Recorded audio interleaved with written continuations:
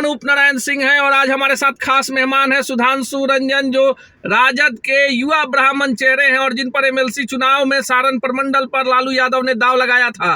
बेटी रोहिणी आचार्य चुनाव लड़ रही हैं और कहीं ना कहीं सुधांशु रंजन भी इसके बहुत बड़े पिलर हैं। आइए बात करते हैं सुधांशु रंजन जी से कि क्या कुछ है रोहिणी आचार्य का सारण में संभावना। सुधांशु जी, सबसे पहले स्वागत है। आपका भी, आपके न्यूज़ को मैं बहुत बहुत धन्यवाद देता हूं कि इस कड़ी धूप में आप लोग जो मेहनत कर रहे हैं, इसके लिए बहुत बहुत धन्यवाद। और क्या लगता है रोहिणी जी का, जिस तरह से आप लोगों ने खैर मकदम किया है सारण की धरती पर और जो भीड़ आ रही है, सुबह 5 बजे से आप लोग निकल जा रहे हैं, क्या होगा?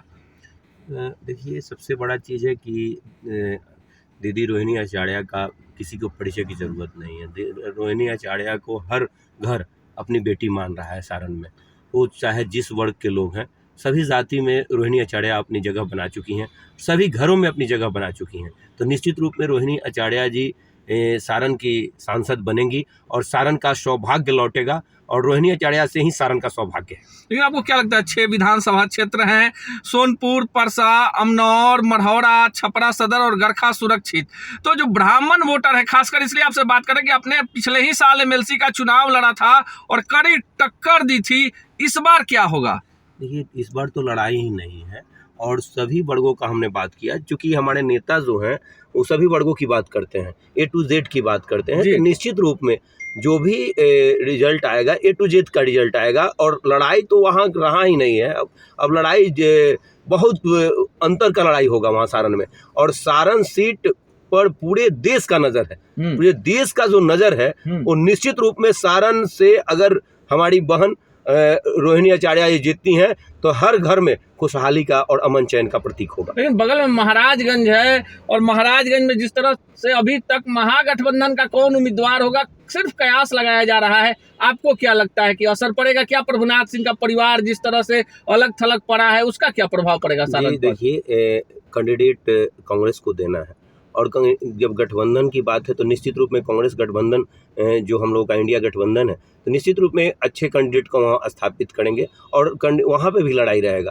क्योंकि हर वर्ग के लोग आज के डेट में गठबंधन को वोट देने के लिए तैयार है। क्योंकि जो देश में महंगाई है और हमारे नेता का 17 महीना का जो कार्यकाल रहा और जो उन्होंने नौकरी, सुनवाई, करवाई, दवाई की बात करने वाले लोग, और आज वो स्थापित करके दिखाएं कि मैं एक उप मुख्यमंत्री रहते हुए जो कार्य किया, तो निश्चित रूप में अगर मेरे पार्टी के जितने लोग जीत के आते हैं तो उस क्षेत्र में कार्य करेंगे और हर लोगों के बात को सुनेंगे और अपने जिस संसद क्षेत्र से जीत के आएंगे उसको अमन चैन की रोटी देने का कार्य करेंगे। लेकिन जो ब्राह्मण वोटर हैं बिहार में, नए जातीय समीकरण को देख लीजिए तो स्वर्णों में सबसे ज्यादा है और पहले ही देखिए रिपोर्ट आने के पहले राजद ने आप पे दाव लगाया, तो कितना इसका फायदा मिलेगा सारण में? निश्चित रूप में अगर ब्राह्मण वोटर सवर्णों में अधिक है तो इस बार महागठबंधन को वोट देने जा रहे हैं। ब्राह्मण निश्चित रूप में महागठबंधन को वोट देंगे और सुधांशु रंजन पांडे ही नहीं, ब्राह्मण के जितने भी नेता हैं वो अपने अपने क्षेत्रों में लगे हुए हैं और सारण तो ऐतिहासिक रहेगा।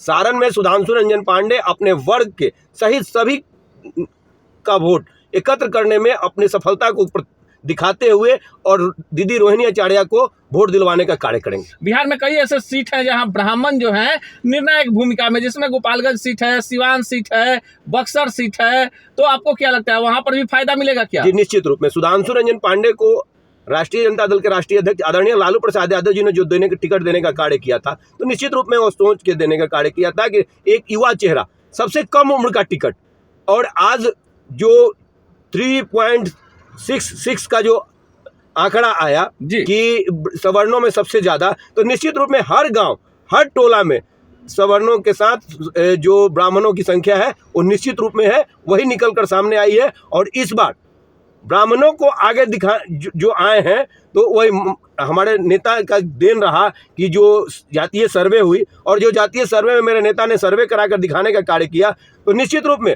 अपने आप को स्थापित करने के लिए और अपने नेता को दिखाने के लिए मैं हर संभव हर चीज के लिए मैं प्रयास करूंगा और निश्चित रूप में अपने हम दीदी रोहिणी आचार्य और बिहार में हर कैंडिडेट को जिताने का प्रयास करेंगे। आखिरी सवाल, सारण में राजपूतों के तरफ से सुनील सिंह यादव के तरफ से आपको जितेंद्र कुमार राय, तो ब्राह्मणों की तरफ से सुधांशु रंजन। क्या गठबंधन बड़ा जो जातीय समीकरण आप लोगों ने बनाया है, यदुवंशी, रघुवंशी, पिछड़ा, अति पिछड़ा, अल्पसंख्यक और ब्राह्मण आप खुद हैं, तो इसका कितना बड़ा पॉइंट प्लस पॉइंट मिलेगा? जी देखिए, हमारे नेता जो हैं देश के आइकॉन आज के डेट में हैं, युवाओं का आइकॉन है, और जो उन्होंने किया है, वो जो कार्य किया है उसके एवज में वो कह रहे हैं कि हमें वोट करिए।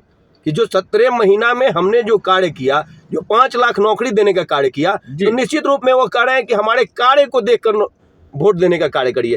तो और A to Z की बात तो हमेशा करते हैं। अगर A to Z की बात करते हैं तब तो ब्राह्मणों को टिकट देने का कार्य किया, राजपूत समाज से जो है उनको टिकट देने का कार्य किया, मुंजार समाज से जो है उनको टिकट देने का काम किया। तो निश्चित रूप में हमारे नेता सभी जातियों को सम्मान्य दर्जा देने का कार्य करते हैं। तो सम्मान्य दर्जा देने का कार्य करते हैं तो हम लोग सम्मान्य वोट दिलाने और देने का कार्य करते हैं। तो हमारी गठबंधन की जो नींव है वो मजबूत है, और निश्चित रूप में इंडिया गठबंधन के लोग इस बार अधिक से अधिक जीत के और बिहार में स्थापित करने का कार्य करेंगे। चिलचिलाती गर्मी होगी और इसी तरह क्षेत्र में कोई बड़ा दिग्गज नेता होगा, खुलकर बातचीत होगी। देखते रहिए हमारे डिजिटल न्यूज नेटवर्क को। मिलेंगे अगले एपिसोड में किसी अन्य शख्सियत से, ऐसे ही तल्ख सवालों के साथ, नए समीकरण के साथ, नए क्षेत्र में। तब तक के लिए दीजिए विदा, नमस्कार।